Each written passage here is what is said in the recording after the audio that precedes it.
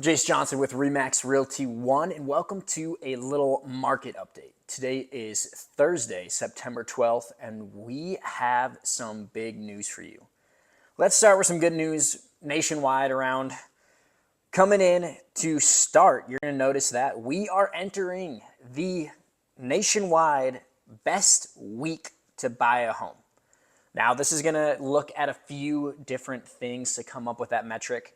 It's looking at how buyers have negotiating power. So if it's something where, hey, later in the market, we're not that spring prime time, buyers tend to have a little bit of an upper hand when it comes to negotiating later on in the year, but also balancing inventory, because same with what we were just talking about, the spring typically is when most people decide to sell their home, meaning there's the most amount of inventory, and that kind of dwindles off as the year goes on. So they found that this week, the 40th week of the year, tends to be the best week nationwide on average. That kind of balances that buyer negotiation power with inventory. Now, you can see on this map that I have pulled up that there are places that have it before and after. Realistically, there's only 7 large metros that have it exactly on this week, the 40th week. But if you look up at the top, you'll see Minnesota week 44. I think that is pretty accurate. We are slightly later. I tend to see ours in that mid to late October into November before the holidays take off. That tends to be the best part. The inventory tends to take a pretty sharp drop once the holidays start happening. People don't want to pack up. People don't want to move during the holidays. One interesting thing that I do see on this list is the giant hole that you see around the West. Nevada, Utah, Wyoming, Idaho, Montana, North Dakota, South Dakota, Nebraska, Iowa, Kansas. Apparently they just don't like to report information. It might just be balanced. Who knows? I don't have a clue on what in the world's going on there on reporting. But to build on top of that, and why this is even more great news, is we have hit an all-time low in, I guess not all-time, but we have hit a low since February of 2023 on our 30-year fixed mortgage. That is great news for buyers. There's been a ton of people kind of sitting, waiting to see what's happened. We've been in this lockdown or freezing of the market, as news outlets like to say, because people haven't been wanting to leave their 2, their 3, their 4% interest to buy into 7, 8, whatever it might be. But now, as you can see here, September 11th, we were down to 6.11%, which was actually a pretty hefty drop. If you follow looking at September 4th moving up, you saw a drop of 0.02, 0.03, 0.08, 0.02, 0.03, to then a 0.11, which is great news. We have been forecasting that there are going to be rate drops coming in September. The FOMC is going to be meeting on September 18th. Everyone's predicting there's going to be a rate cut. As of today, it's now heavily in favor of a 25-point cut instead of a 50, which has been going back and forth these last couple of months. But nonetheless, it's still a rate cut, which could be huge for helping buyers afford more home. Another thing to note is, although this is stating 6.11, that is the base. So there still are origination fees, different programs that could allow you to get down even lower. I do have an in knowing some people in the mortgage industry, and they have been quoting people as low as 5.5 and on average about 5.75. So that is a big, big, big improvement, which for us tells me that there are going to be more buyers coming into the market now that those interest rates have dropped. Now, while we're on that, we also have something that's working against us this year, because we have this crazy thing called the election coming up, which tends to make people go a little bonkers. They don't know what to do. They want to sit, see what happens. So that's going to slow us down a little bit, but overall, I think we are going to speed up compared to normal falls due to those interest rate cuts that people have been so desperately waiting for. To keep going on some trends, here we're going to look at one of total home sales and contracts that are pending. So these are homes that are put under contract. They have not closed yet, but they're not sitting on the market active. They are under contract. you can see that we do have 358,670 homes currently under contract, which is about 3% higher in single-family homes than last year. So that is a plus. Obviously, last year was one of the lowest real estate years that we have seen in transactions and in volume since 1993, when we didn't have nearly the people and homes weren't nearly as pricey. So it was a pretty poor year last year. So it's good to see that real estate generally is up 3% in single-family homes to this point, which is a plus. Obviously, you can see that lighter pinkish blue line that's going to be above it. That's where we were at in 2022. So we want to try to get back to that number. We still have some work to do, but it seems we are trending in the right direction, which is a win. This is a chart that's been interesting. So all year, people have been waiting. When are these rate cuts coming? When are these rate cuts coming? Oh, we're going to cut 4 times. Oh, we're not going to cut at all. It's been all over the place. And you can see where that dark line at the bottom, 2024 has been below even 2023 when it comes to mortgage purchase applications. That's people saying, hey, I'm going to need a mortgage to buy this home, and they're getting it up and running, and it's less than last year, which is not a good sign. You do see around this time it typically drops off, but I foresee with our current rates and the cuts coming this September that number is actually going to increase, and hopefully we can pop above that 2023 mark, especially if we predict that there are going to be more sales this year than the record low last year. So expect that one to come up, but as of right now, it is surprisingly under. That could also just be more cash purchases are going on, so they don't need financing or a mortgage in order to get that home. But that's a quick snapshot on what's going on there. Here's a big one. National single family inventory. You can see we are up 38% more than we were last year.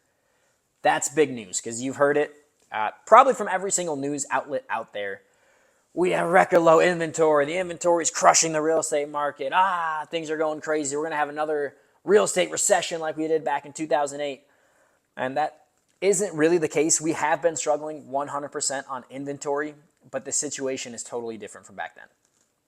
We do have inventory on the rise. You can see we have gotten above this area or this time of year from 2023, 2022, 2020, 2021.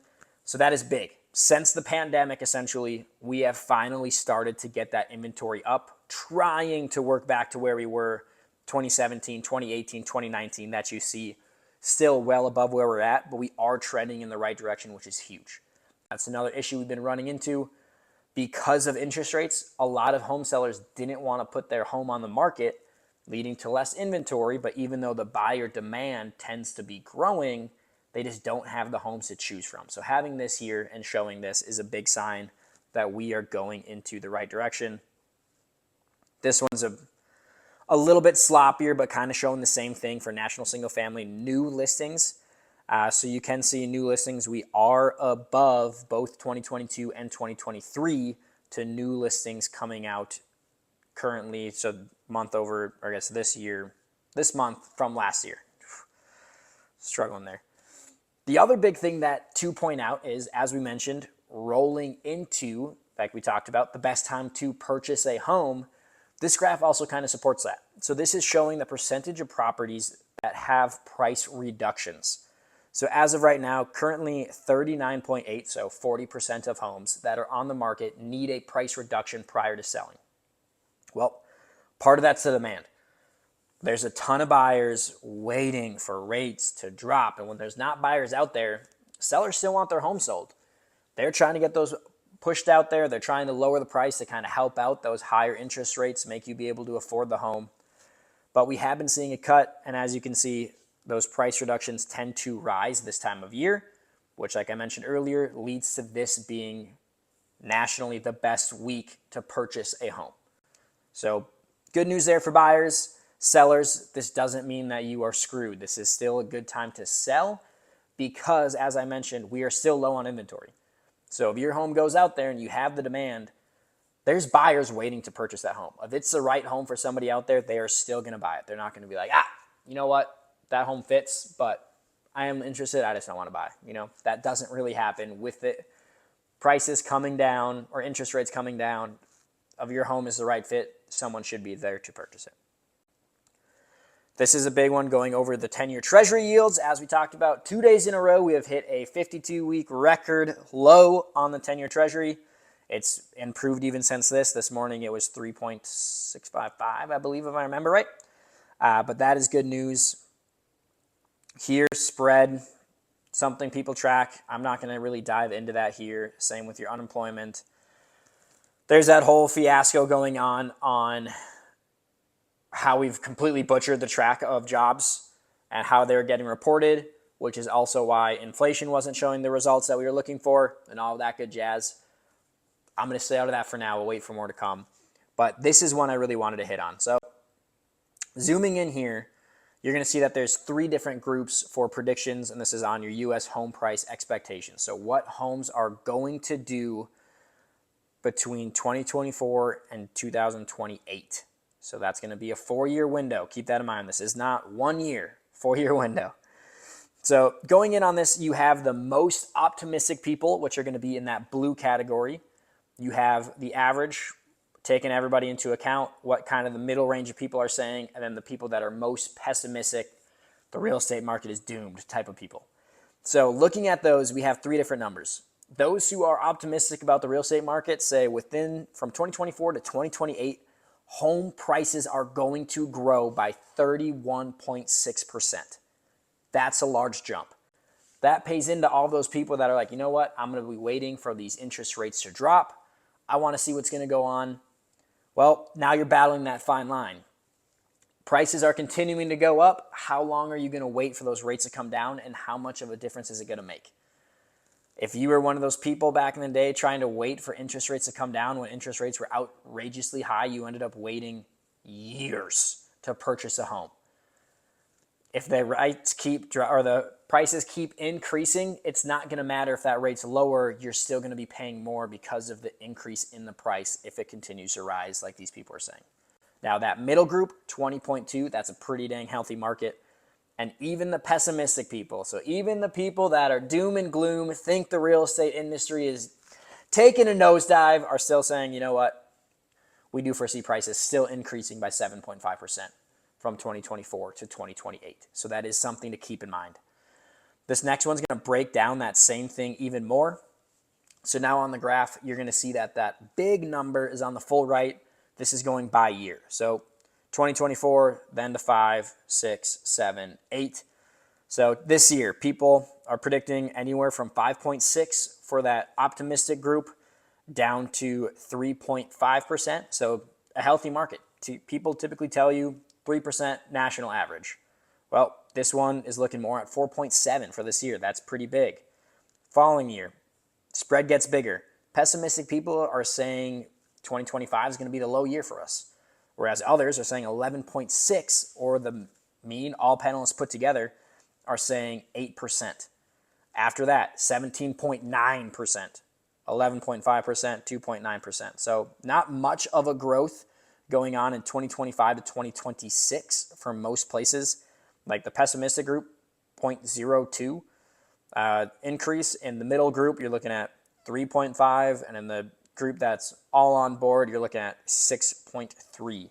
But you can see that it's as it grows, as it spreads, where they get that number on what they think is going to happen. Another kind of confusing chart. I'm not going to break that one down for us. The next one for average annual home price growth. So if you look at the average annual growth, the optimistic crew, 5.6%. The normal crew, 3.8, kind of staying around that average. And then the pessimistic group, 1.5. So big news for the increase in home prices as we go. And then this last one, dispersion of home price expectations. This is just showing people's expectations. It has a 30-year fixed mortgage rate in there, dancing around, dropping. It's got expected annual home prices, but these are all leading up to where we are now, not a prediction of where we're going in the future, where those other ones were a prediction. So that's a quick snapshot on what in the world is going on in real estate right now. Obviously, there's a lot going on with the election. I am going to come out with another video going over not politics in the aspect of who I think is good, who I'm voting for, all of that stuff. I'm going to leave that on the sidelines. I'll go over both candidates and what they plan on implementing and how that could affect the market. Simply at that, I'm not going to be casting my vote on this, but that's going to help kind of paint a picture of who's trying to do what and what those outcomes could be. Is it a good idea? Is it not a good idea? And then you can decide for yourself. But thanks for checking in on what is going on in the market. I hope you enjoyed this market update, and I'll catch you guys on the next one. Take care.